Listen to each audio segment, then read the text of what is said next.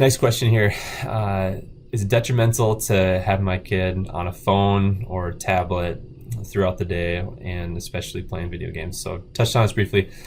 Um, these types of activities oftentimes stimulate more of the left brain. And again, typically with ADD, ADHD, it's a right brain deficit. And so we want to try as best as we can. And I often will just implore a parent to do kind of cold turkey on this, but take away the video games, because again, we got to get these kids outside. We got to get them interacting with their environment, get them moving, get them playing with other kids, and get them developing the right part of their brain more and more.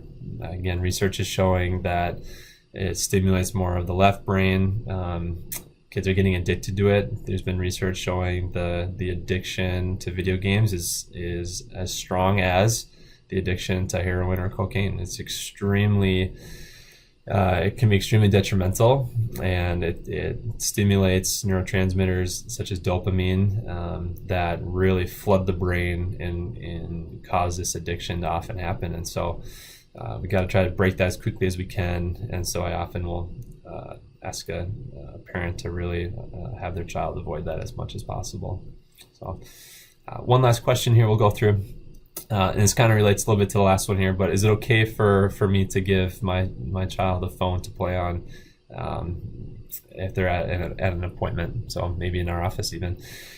Again, it's just something that I try to encourage patients in regards to adults when their child comes in. And try not to do that. Try to let them just sit there. It's okay for them to sit there and to use their imagination. Maybe let them just think. And too often that just provides again a crutch, something they rely on.